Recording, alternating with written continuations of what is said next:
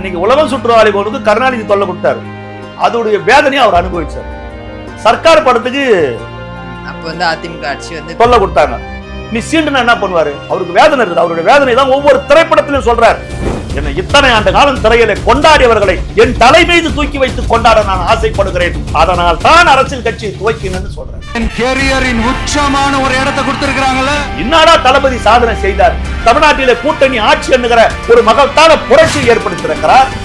இந்தியாவில் எந்த மாநிலத்திலும் இல்லாத வகையில தட்டாட்டப்பட்ட சமூகத்தில் பிறந்த 8 பேருக்கு அமைச்சரவையில் இடம் கொடுத்து அழகு பார்த்திருக்கிறார். புரட்சி தலைவர் அம்மாவுக்கு பிறகு தமிழ்நாட்டில 4 பெண்களுக்கு இடம் கொடுத்திருக்கிறார். 77 புரட்சி தலைவர் எம்ஜிஆர் செய்த புரட்சி 2026 வெற்றி தளபதி இன்றைக்கு நிகழ்ச்சி காட்டுகிறார்.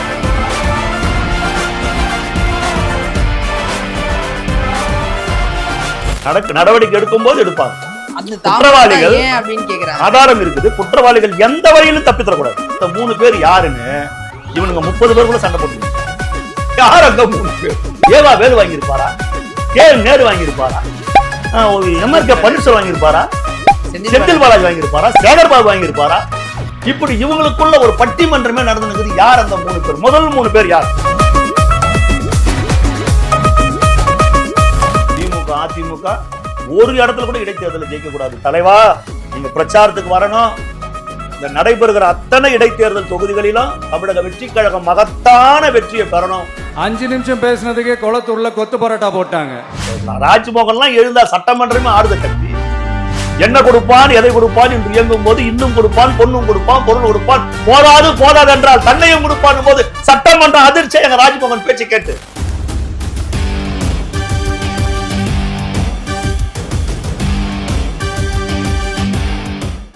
அதே மாதிரி சர்க்கார் படத்தினுடைய பேனரை கிழிச்சனால இன்னைக்கு நாங்க வந்து இங்க இருக்கோம் அப்படின்னு வந்து சொல்ற அது வந்து விமர்சனத்துக்குள்ளாகவும் வந்து இருக்கு. ஏன்னா நீங்க உங்களுடைய பர்சனல் இதுக்காக நீங்க அரசியல் கட்சி தொடங்கப்பட்டதா அப்படின்ற ஒரு பார்வையும் அந்த கேள்வியும் அதாவது உலகம் சுற்றுவாளி பவனுக்கு தொல்லை கொடுத்தாங்க. அன்னைக்கு உலகம் சுற்றுவாளி பவனுக்கு கருணாநிதி தொல்லை கொடுத்தாரு. அதோடைய வேதனையை அவர் அனுபவிச்சார். சர்க்கார் படத்துக்கு அப்ப வந்து அதிமுக ஆட்சி வந்து தொல்லை கொடுத்தாங்க. ஜனநாயகம் படத்துக்கு இவங்களும் தொல்லை கொடுத்தாங்க. புரியுதுங்களா? அப்புறம் நான் இதுக்கு மேல என்ன பதில் சொல்றது? அதுதான் அவர் தளபதியை ஏன் தொட்டோம் ஏன் கேட்டோம் சார்? ஒருத்தரை நீ சீனாதான் ஒரு டென்ஷன் ஆவார். ஒரு பார்த்துன்னு ஒரு வேலையை பார்த்துன்னு போறாரு. புரியுதா? நீங்க பண்ற அநியாய அக்கிரமம் தெரியுது, வேலை இருக்குது, சரி ரைட் அப்படின்னு போறாரு. நீ சீண்டுனா என்ன பண்ணுவாரு? அவருக்கு வேதனை இருக்குது. அவருடைய வேதனை தான் ஒவ்வொரு திரைப்படத்திலும் சொல்றாரு. விவசாயத்தை விட்டுடாதீங்க அப்படின்றார். மருத்துவத்தை பத்தி ஒரு திரைப்படத்துல பேசுறாரு, ஊழலை பத்தி பேசுறாரு. இப்போ ஒவ்வொரு திரைப்படத்திலும் ஒவ்வொரு கதாபாத்திரத்தை எடுத்து மக்களுக்கு என்ன தேவையோ அதோட தன்னுடைய சினிமா மூலமா சொல்றாரு, தன்னுடைய திரைக்கதைகள் மூலமா சொல்றாரு. நீங்க திருந்தவே மாட்டீங்க, என்ன பண்ண முடியும்? அதுதானே தளபதி சொல்றாரு. இத்தனை ஆண்டு காலம் என்னை வந்து திரையிலே பார்த்து என்னை தலைமையில தூக்கி வைத்து உட்கார வைத்த இந்த மக்கள், நான் கடற்கரை மணலில ஒரு மணல் வீடு கட்டி வாழலாம் என்று ஆசைப்பட்டு அந்த வாழ்க்கை எனக்கு கிடைக்குமான்னு நினைச்சேன். ஆனால் எனக்கு ஒரு மாளிகையை கட்டி வைத்து ரசிக்கிறது தமிழ்நாட்டு மக்கள்.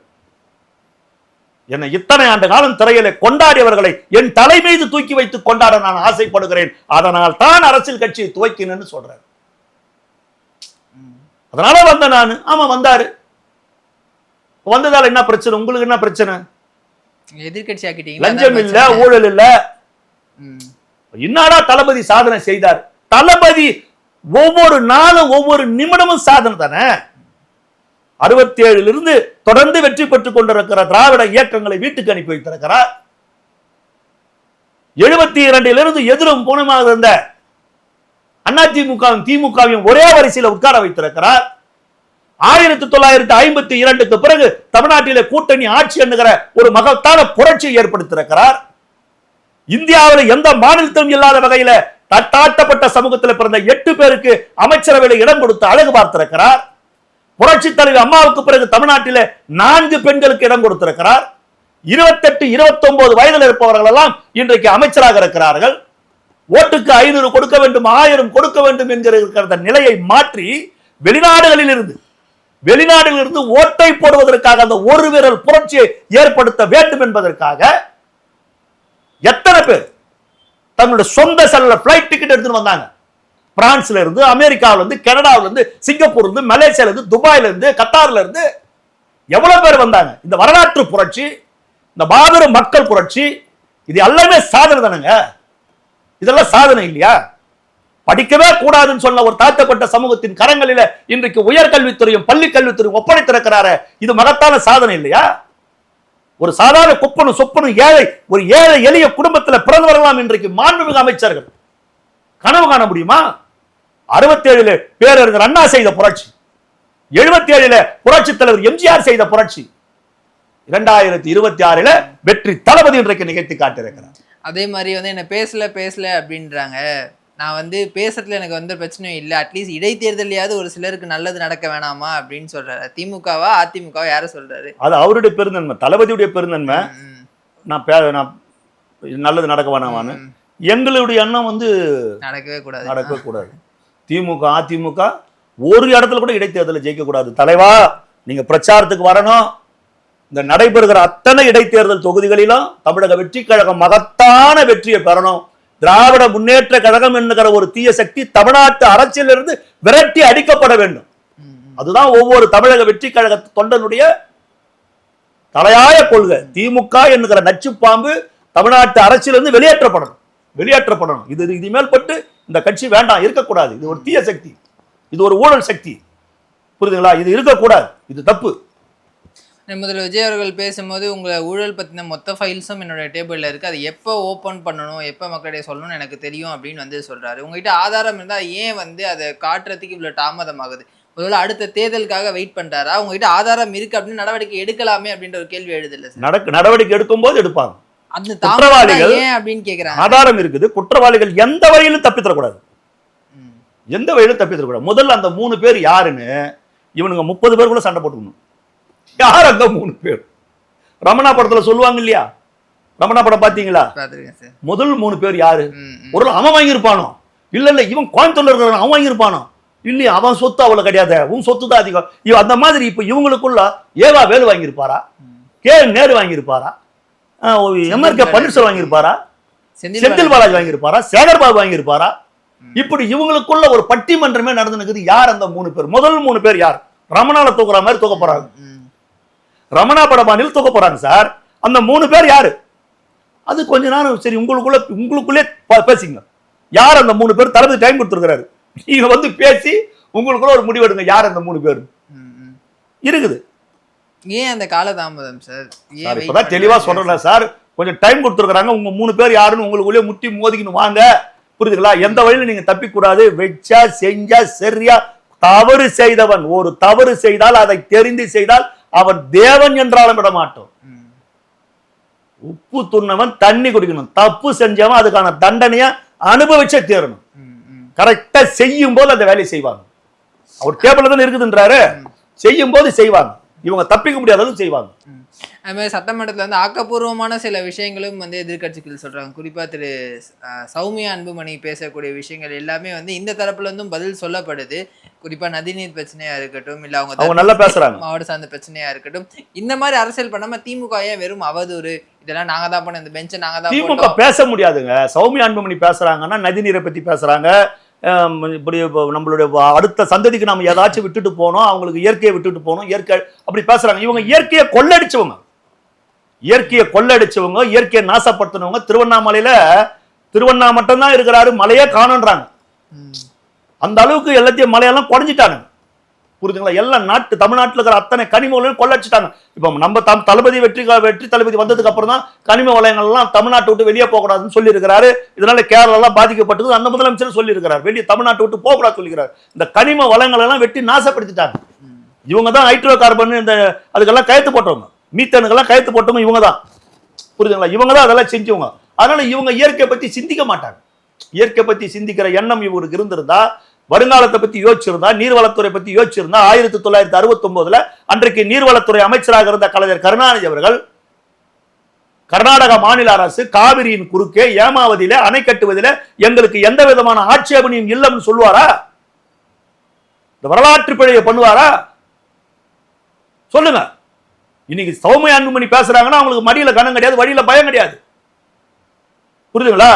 ஒரு மிகப்பெரிய ஒரு சமூக போராளி அவங்களுடைய மாமனார் ஐயா ராமதாஸ், மருத்துவர் ராமதாஸ், அவருக்கு ஒரு மிகப்பெரிய மரியாதை இருக்குது. சமூக நீதி காவலர், உண்மைதான், ஒரு மிகப்பெரிய மரியாதை இருக்குது. திமுக அந்த அருகதை இருக்குதா? யார் 69 யார் சொன்னது சட்டமன்றத்தில் நீர்வளத்துறை அமைச்சரா இருந்து? கலைஞர் கருணாநிதி அவர்கள் தமிழ்நாட்டுடைய முதலமைச்சரா இருக்கும் போது தானே காவிரியின் குறுக்கே கபினியிலும் ஹேரங்கிலும் ஏமாவதியிலும் அணைகள் கட்டப்பட்டது. இத்தனை துரோகங்களை யார் செய்தது? காவிரி நதிநீர் பிரச்சனைக்காக நாம் உச்ச நீதிமன்றத்தில் போட்ட வழக்கு 1979 ஆண்டு கலைஞர் கருணாநிதி யாருக்கும் தெரியாமல் வாபஸ் வாங்கினாரு.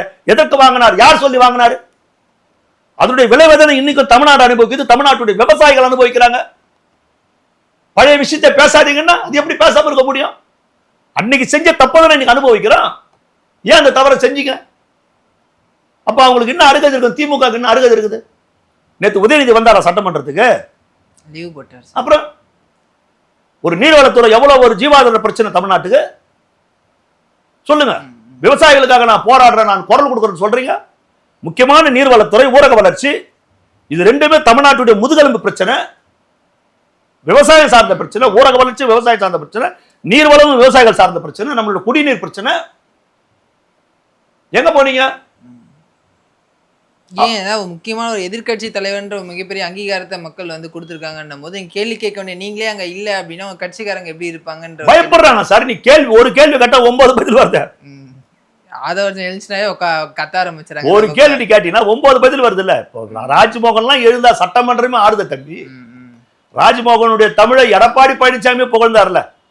நான் ஒப்புக்கொள்ளுகிறேன், உண்மைதான். மிகப்பெரிய தமிழ் ஆக்கம் பேசுறாரு, ரொம்ப அழகா தமிழ் பேசுறாரு, ரொம்ப அழகா இலக்கியம் பேசுறாரு, மிகப்பெரிய அறிவார்ந்தவராக ராஜ்மோகன் இருக்கிறார் அப்படின்னு எடப்பாடி பழனிசாமி சொல்றாரு. எங்க ராஜ்மோகன் எழுந்தா தளபதி சிரிக்கிறாரு. அப்போ அதுக்கு என்ன பதில் சொல்லுங்க? ராஜ்மோகனுக்கு பதில் சொல்ல முடியுமா உங்களால? பயமா இருக்குது, பேசுறதுக்கு பயமா இருக்குது. நேற்று எழுந்து இன்னும் அழகா ராஜ்மோகன் சொன்னாரு அந்த கர்ணன் பாட்டை. என்ன கொடுப்பான், எதை கொடுப்பான் என்று இயங்கும் போது இன்னும் கொடுப்பான், பொண்ணும் கொடுப்பான், பொருள் கொடுப்பான், போதாது என்றால் தன்னையும் கொடுப்பான் போது சட்டமன்றம் அதிர்ச்சி. எங்க ராஜ்மோகன் பேச்சு கேட்டு சட்டமன்றமா அதிர்ச்சி. அப்ப இப்பேற்பட்ட பேச்சாளர்கள், இப்பேற்பட்ட சொற்பொழிவாளர்கள் இந்த பக்கம் நிற்கும் போதும் அவங்க எல்லாம் காத்து போன பல்லுன்னு மாதிரி தான் இருப்பாங்க. பீஸ் போற பல்புங்க அதெல்லாம். திமுக பூரா பீஸ் போற பல்பு. இனியெல்லாம் திமுக எடுப்படாதுங்க தமிழ்நாட்டுல. இல்ல இப்போ அதெல்லாம் அந்த காலெல்லாம் மலையேறி போச்சு. இனி திமுக தமிழ்நாட்டுல எடுப்படாது. ருசியானந்தர்களும் கனவுல கூட எடுப்படாதுங்க. இனி அவங்க அந்த பேசி பேசி வளர்ந்த காலெல்லாம் அதெல்லாம் மலையேறி போச்சு. இங்க வேலை செய்யறவங்க புரியுதுங்களா? இதெல்லாம் மலையேறி போச்சு. சும்மா இந்த ஏமாத்துறது, குற்றச்சாட்டு சொல்றதெல்லாம் சொல்ல முடியாது. இதெல்லாம் ஜென்சி டீம். உங்களால என்ன பண்ண முடியும்? ஆனா முதல்வர் ஓவரா புகழ்ற மாதிரி இருக்கா சார் சட்டமன்ற உறுப்பினர்கள்? ஏன்னா என்ன விஷயத்தை பத்தி பேசணுமோ அதை பேசாம அதான் பேசுறாங்க. திமுக கூட தான் எழுந்து நின்று இன்னமும் கருணாநிதிக்கு நன்றி சொல்றாங்க, கலைஞர் கருணாநிதிக்கு நன்றி சொல்றாங்க, ஸ்டாலினுக்கு நன்றி சொல்றாங்க. அப்புறம் சட்டமன்றத்துல இல்லாத 2 பேருக்கு நன்றி சொல்லிட்டு இவர்கிட்ட வராங்க. முதலமைச்சர் தன்னை புகழ்வது வேண்டாம் தானே சொல்றாரு. நேத்து சபாநாயகர் சொல்றாரு, நேத்து புஷானந்தன் சொல்றாரு, அவர் புகழ்வது அவருக்கு பிடிக்காது, அவர்கிட்ட பேசும்போதே வந்து அவரை புகழ்ச்சியா பேசுறா டக்குன்னு சேர திருப்பிக்குவாரு அப்படின்னு சொல்றாங்களே. புரியுதுங்களா? அதை மீறி அந்த கட்சியால வந்தவங்க. ஏன்னா இப்ப நான் வந்து ஒரு சர்வ சாதாரணமான ஒரு ஆளு. என் வாழ்நாள நான் கனவே காண முடியாது எம்எல்ஏ எல்லாம். என்கிட்ட பணம் கிடையாது. நான் சாதாரண ஒரு ஆளு. நான் வந்து ஒரு எம்எல்ஏ ஆவரணும் போது இந்த வாழ்வை எனக்கு கொடுத்த என் இறைவன், என் கடவுள் என் கண் முன்னால் இருக்கும் போது வாழ்த்து 4 வார்த்தை பேசுறதுன்னு செய்வாங்க. சொல்லுங்க. ஔவையாரே முருகன் என்ன சொன்னார் ஔவையாருக்கிட்ட? ஔவையே 1, 2, 3 என்று தமிழால் என்னை வரிசைப்படுத்தி பாடுந்தானுங்க முருகரே சொல்றாரு. புரியுதுங்களா? அப்படித்தானே மிகப்பெரிய புலவர்கள்லாம் வந்து கடவுளே வாழ்த்தி பாடுறாங்க.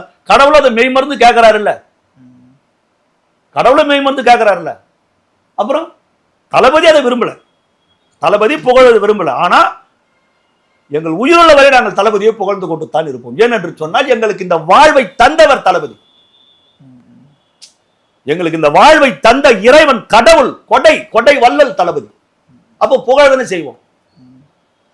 சிடிஆர் நிர்மல்குமார் பேசும்போது இப்போ எதிர்கட்சிகள் வந்து கூச்சல் போறதையும் எங்களுக்கு காட்டுங்க அப்படின்னு மக்கள் கேட்கறாங்க அப்படின்ற ஒரு விஷயத்த வந்து சொன்னாங்க. ஆக்சுவலி நிறைய பேர் அதை வந்து கேட்கறாங்க. சவுண்டு மட்டும் தான் கேட்குது, அவங்க எதுக்கு யார் ரியாக்ட் பண்றாங்கன்னு வந்து எங்களுக்கு தெரிய மாட்டுது. நீங்க சட்டமன்றத்தை உள்ளேருந்தே அந்த நிகழ்வுகளை வந்து பார்த்துருப்பீங்க. எப்படி இருக்கும் சார் அந்த பக்கம்?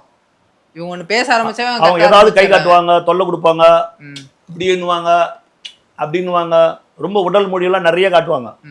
நாங்கள் பெருந்தன்மையாக அதெல்லாம் ரொம்ப காட்டுறது கிடையாது. கோவத்தில் பேசுகிறோமே தவிர நாங்கள் பெருந்தன்மையாக காட்டுறது கிடையாது. காட்டினா டெபாசிட் வாங்க மாட்டாங்க. அவங்க கேலி பண்ற மாதிரி இருக்காது சார் இங்க இருக்கக்கூடிய உறுப்பினர்கள்? அப்படிதான் சார் பண்றாங்க. அவங்க சட்டமன்றத்தில் அப்படிதான் சொல்றேன்னா உடல் மொழி பண்றதும் கேலி கிண்டல் செய்யறதும்.